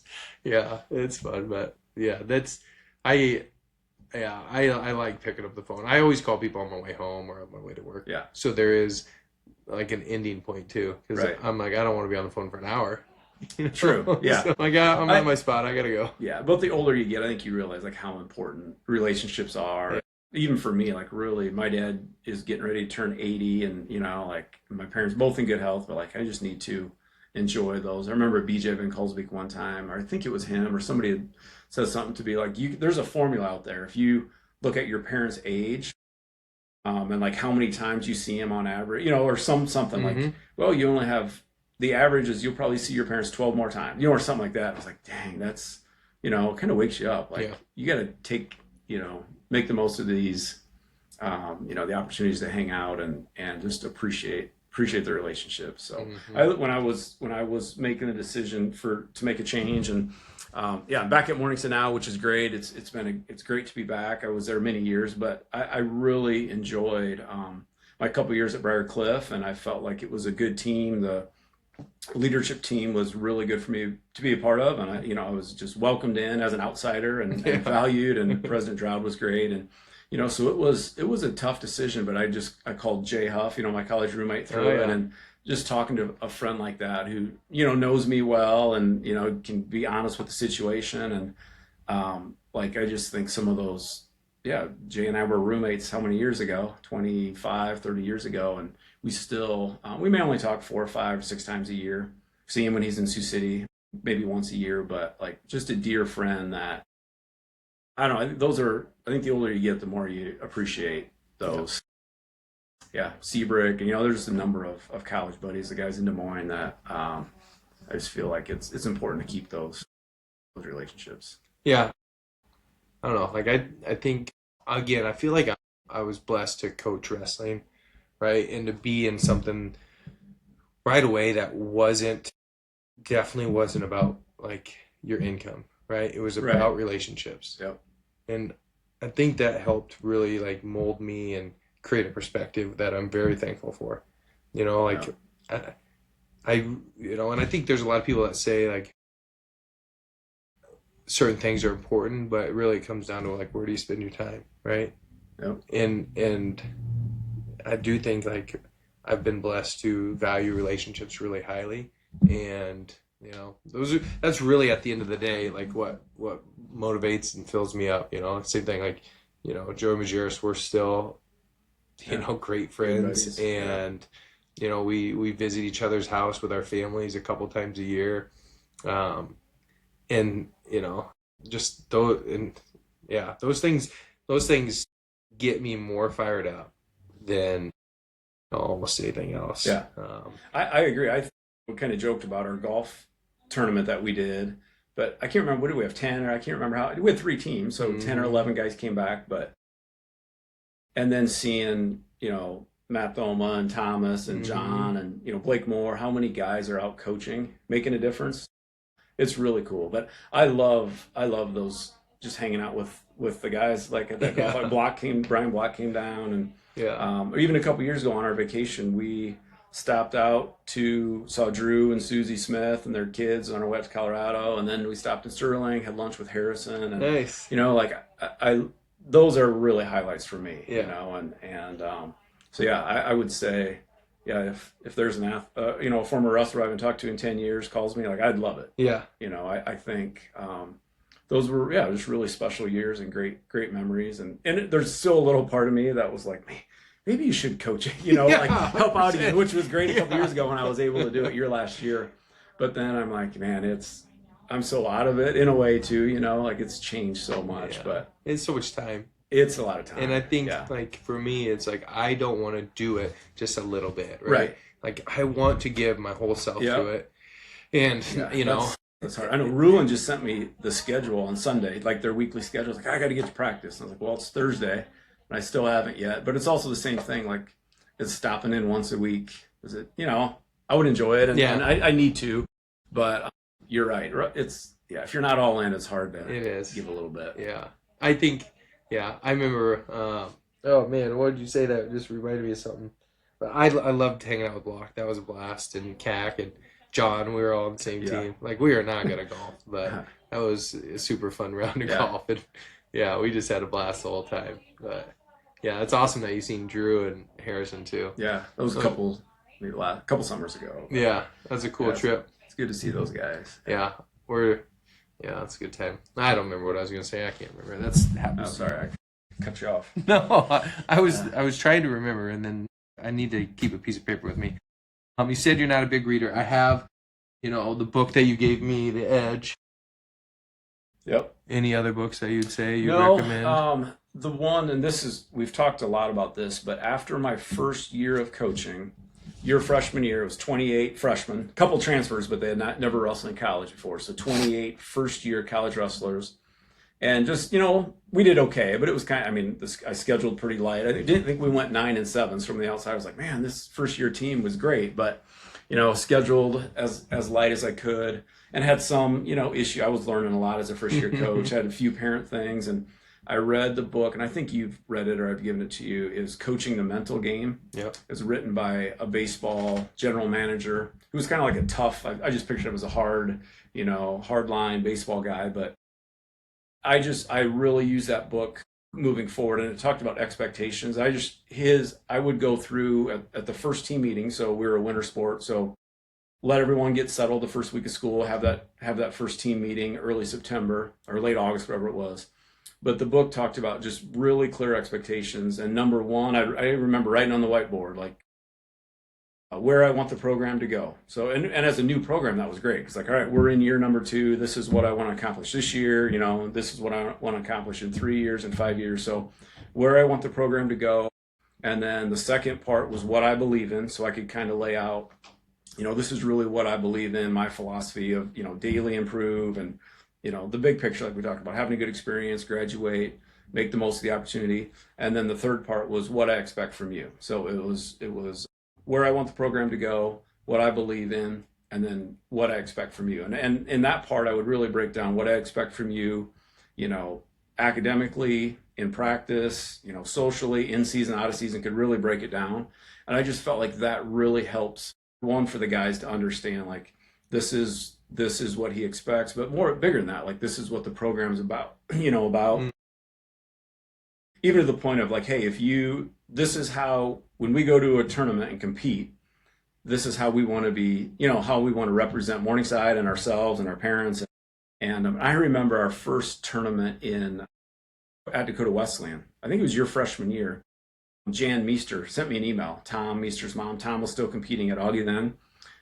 Just like, hey, you had a couple finalists, but more importantly, like, your guys really represented themselves well. And I was like, man, that meant a lot. And I was like, this is really important to me. So I think that book really helped me put it on the whiteboard and just say, this is what this program's about, and this Champions of Character initiative is important. And if we go compete at a tournament, we want to look different than these teams. If you go across town and work for a guy, do some volunteer work at this place, and then the next week a different team does it, like, we want to be different, or have high expectations and high standards. So I think that was really important, that book for me. And then when there were issues in the season, which there are always going to be issues, there was going to be adversity, ups and downs, but if someone got in trouble, like, I didn't have a rule book, stating everything, but I could just say, hey, these are the expectations.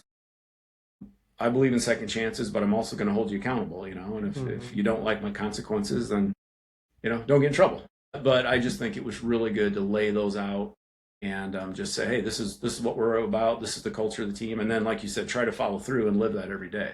That's the biggest thing, is your daily habits, really goes back to someone asked me, after you won your national championship and, you're down on the Tyson floor and, 184, it took a while, it took 2 hours to get to your match, and somebody's like, oh, what do you say to him before he goes out there? What do you say before a national championship match? I was like, It's really the same thing you did all year. Yeah. Like there's no secret message that you're going to give now. If there were, I would have given it to him a month ago at regionals, or, you know.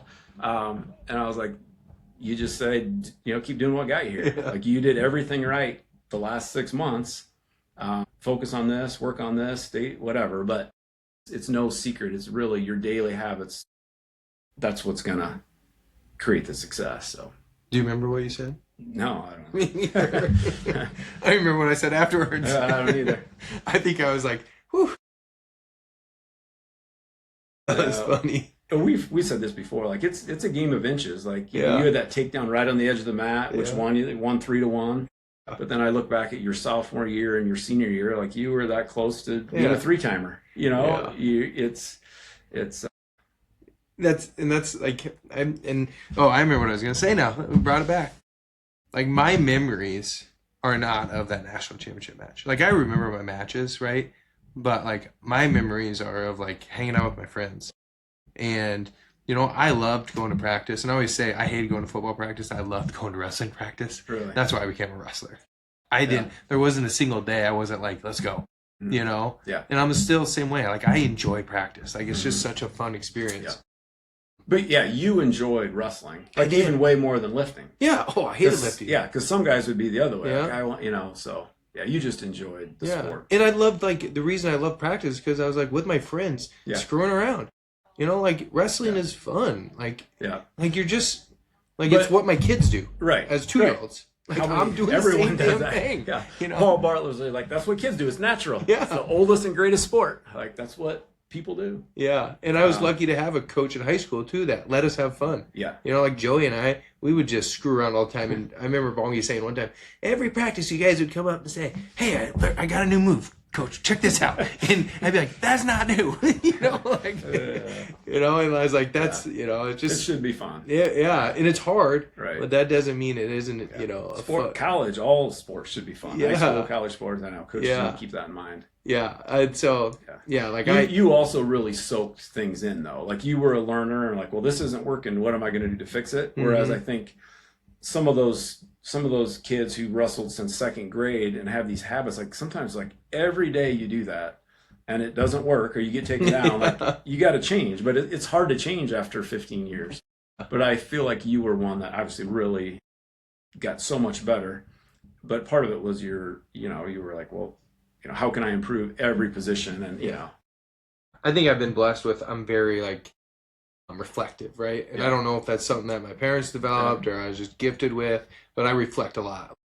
Like my wife sometimes she's like, you don't ever plan. I'm like, trust me, I've thought this through 100 times. I just don't ever say it out loud. I don't ever write it down, but like, I'm pretty much replaying what I did and what I'm going to do in my head all the time. You know, and that was the same thing with wrestling. Like I was just thinking, I don't know, a week or two ago about my damn semifinal match as a senior, and I got super red-faced and pissed off because I know how bad I was, you know, and I'm like, why am I getting worked up about this? This was 25 years ago. But, you know, like I reflect a lot, and, you know, I think that helped me in wrestling because I didn't make the same mistakes a lot, you know, and I was always like, that's frustrating that I competed that way, or, you know, and I think normally that's where, you know, I don't think I ever got like super mad I lost. I probably like my sophomore year at Northern when I lost to that one freaking guy in the semis. That pisses me off. And I lost to him at Dakota Wesleyan in the finals. Yeah, Northern State. That guy's not good. Right. He was not better than me, Yeah. but he beat me every freaking time. You know, I was super mad about that match. But usually it was like frustration of the way I competed or what I did, you know, not that I lost. Yeah. And I think, you know, again, it's like, I loved, you know, the process and I loved the teammates, you know, and I had one wrestler tell me like, hey, you don't understand because you won a national title. I'm like, I never think about that. Like, I don't even like, you know, like that's not the value to me, you know? Right. And I think that's important, right? Of like, you know, the relationships were really what was valuable. And, you know, I think that was, you know, I don't know. And you talk about expectations. Yeah, that's a good point. I think people would be surprised because I think Jay Huff would say the same thing. Like, it was great winning a national title, but so much moving forward in his coaching, it wasn't about that at all. Yeah.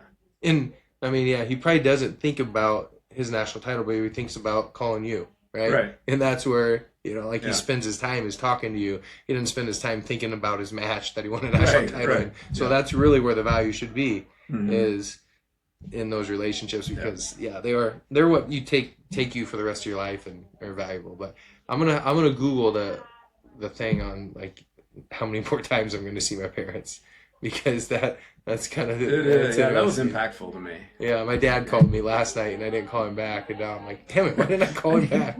You dummy. But, yeah. If you could spend one day doing anything, what would it be? Like, Boy, that's a good question.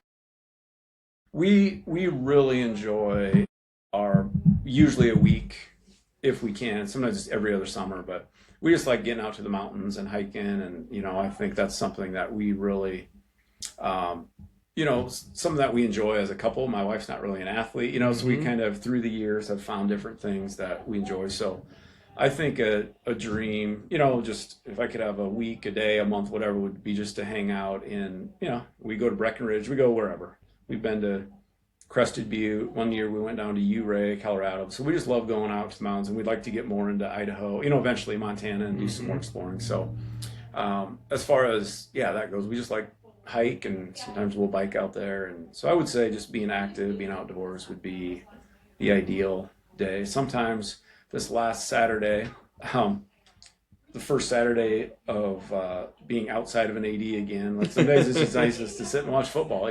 Usually every Saturday I was at a sporting event. So every once in a while you need a lazy day where, but like get up, I go get a good workout at the Y in the morning, and then I'm like, all right, now I can be lazy. And so, do you guys usually do like a? I mean, I've never been to like somewhere like Breckenridge in the summer. Yeah, we only go in the summer. Yeah, we used to ski, and now that we're older, I feel. Do you guys do state parks ever? Like, do you? Because I know some people are huge, like I just hit state parks, but not really. In COVID, we went down to Preparation Canyon, and we've been to Stone Park a few times. Yeah. Sometimes, honestly, I used to run it a little bit when I was running the trails, and then sometimes it'll be like, all right, we're going to Colorado in 2 weeks. Let's go get a good hike in out there. It's not the same, but it's still, yeah. But not really. I like to bike, in the summers now. So do you go to places that have like bike trails and like hiking trails? No, so like when I bike now, it's usually just my road bike out on wherever. So now that we live downtown, I'll sometimes go out like Old 141, go down to Browns Lake. I still like a few weeks ago I drove to Adams, and then I still like those flat did the Elk Point loop. Yeah.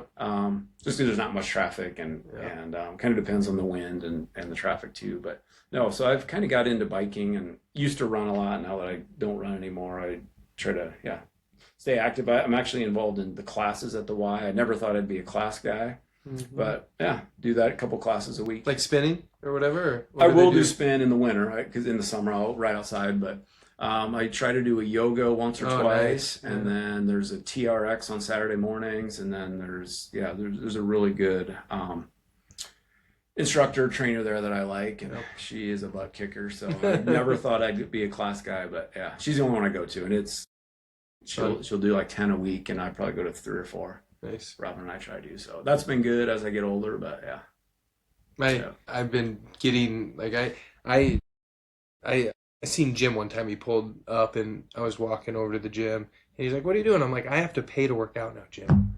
It's frustrating. Oh, right over here. Yeah. And he's like, "Oh, you're making enough money. It don't matter." I'm like, "Wow, no, I'm not." But it is frustrating that I have to pay to work out now. But I've been going over there, and I usually do like 20 minutes of cardio. Sometimes, like if I really don't want to go, I'm just like, I'll just walk for 20 minutes. Just get your butt over there. And then I try and do 15 minutes of yoga. And like the yoga piece is probably the most important thing. Like I sit in a desk all day, every day. I know. And I'm like, it's just so important to stretch. And I'm like, this is...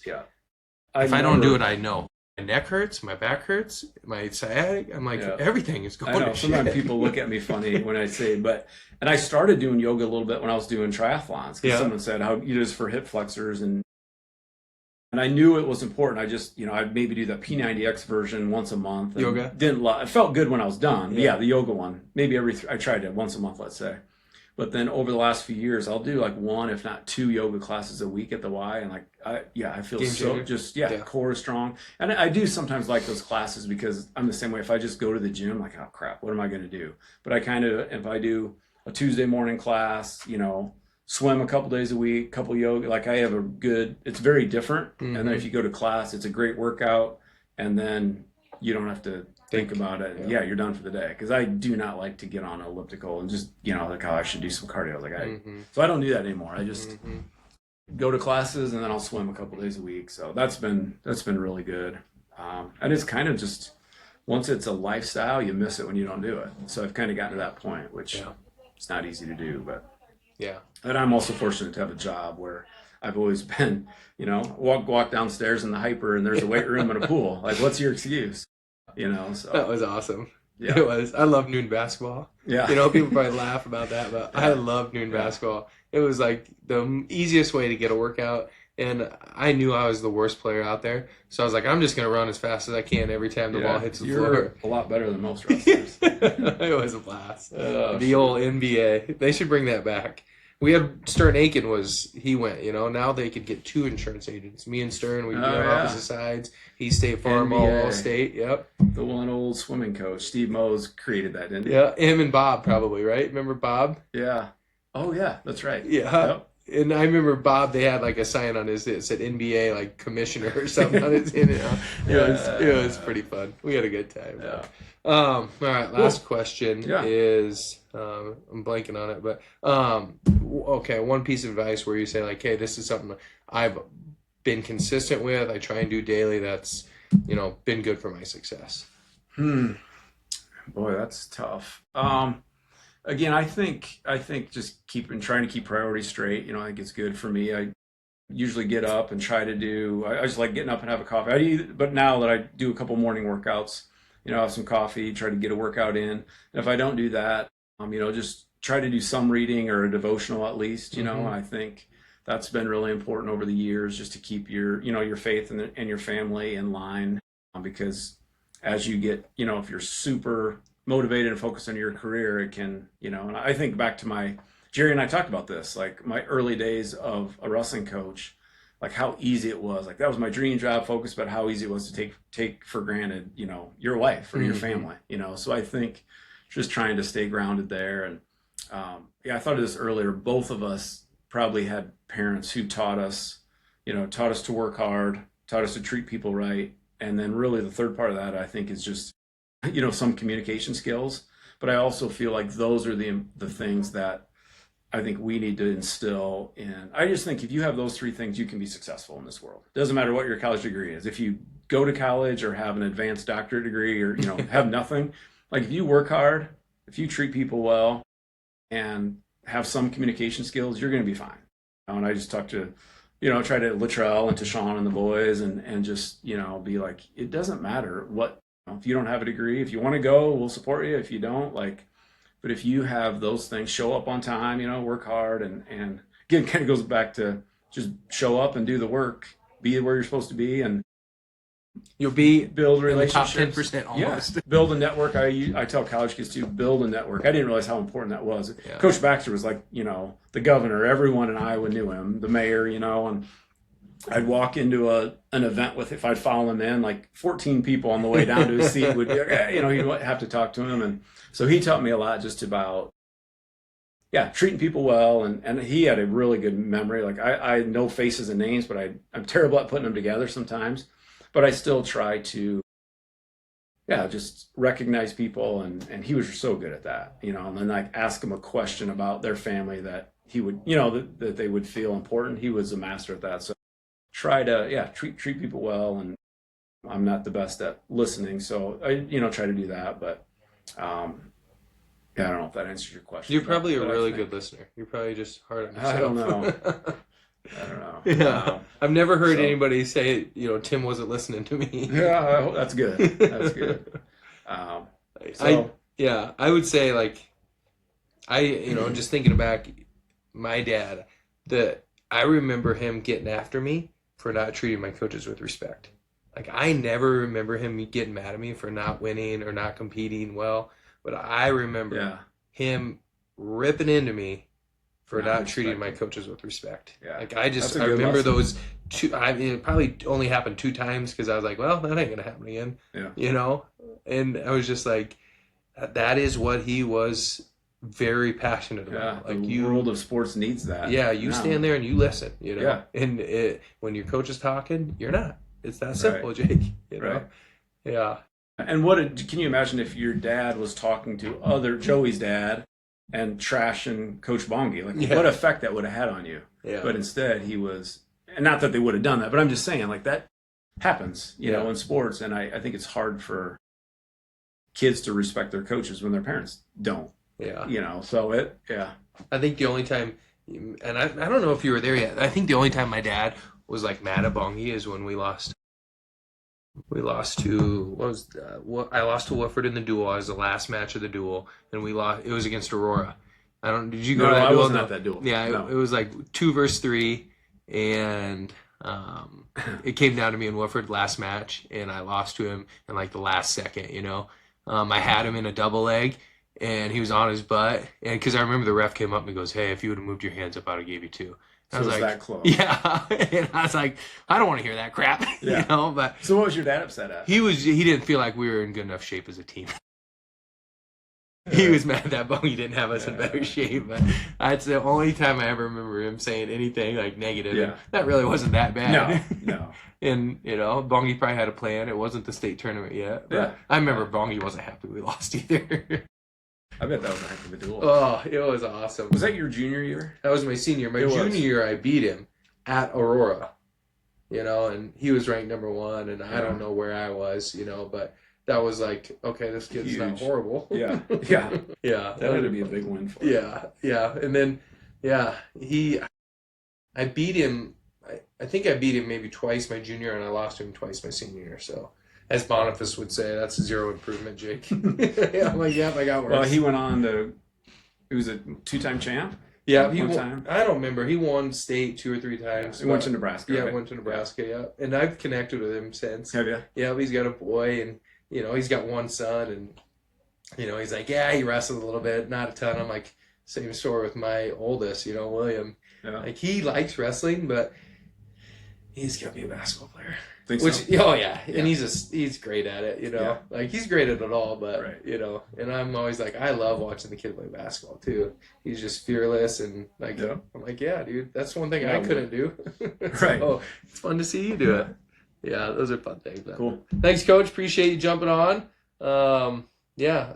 Do you have any social media? LinkedIn, I know that. That's it. Okay. So you're gonna have to I'll share tag this you with on me. Yeah. LinkedIn. Yeah. No, I appreciate it, and just all you do. Really, I think for the region and just this podcast is really cool. But just proud of you and your family and Thank you. Yeah, your business, and it's been fun watching you grow. Yeah, well, thankfully you came to Albion once and visited, and then you came to my tournament too. I remember that you were at the Several Albion tournaments. tournament. Yeah. Oh yeah, the Albion tournament. Yeah. I remember thinking like, man, am I supposed to like sit by him for a while? Or... You know that tournament, it was like David City was there. Yeah. Madison. Oh, you I probably think- had a ton of I think I had recruits. like 7 or 8 recruits at that one tournament. 'Cause- Well, honestly, I felt like you came for me. So Yeah, well, that's good. Okay, That's good. Yeah. Yeah, I was selective in what tournaments to go to because there were a bunch. Like Bob O'Neill was. Oh maybe yeah, there. Bob was there. Um, Seward might have even been there, but Mueller would have been Mueller was- graduated. Yeah. Yeah, Carney. Madison, I recruited a few guys. Was Ponca? Curry? Oh, I don't think so. Okay. don't I think I ever said- remember that was a great tournament because there were a number of Those teams were all super good. yeah. It was a Gretna, great tournament. yeah, no, Gretna didn't come to that one, but yeah, that was super. York was there. I don't know if you recruited any York kids, but Maybe not Carney, that first year. which was crazy because, you know, Carney was like the only Class A team that showed up ever, but they were there. Wayne was there. Right? Yep, Wayne was there. Matt Nelson. Matt Did you recruit Nelson. Matt? A little bit. I think Yeah. I realized he probably didn't have much of a shot, but I tried. Did you know I tried that's recruiting Tushela's everybody. family? Yeah. Yeah. Yep. His nephew, right? Yep. Yeah. That was a phenomenal tournament.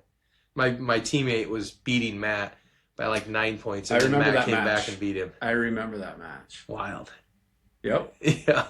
That was super. Ended up fun. being like a 9-8 or Oh 10-9. yeah. I mean, it or was something. crazy. Yeah. I do remember that. Yeah. match. Matt Yeah, Nelson. fun He was a times. gamer. He was fun. Yep. All right. Thanks, Coach. Appreciate Yep. it. Thanks.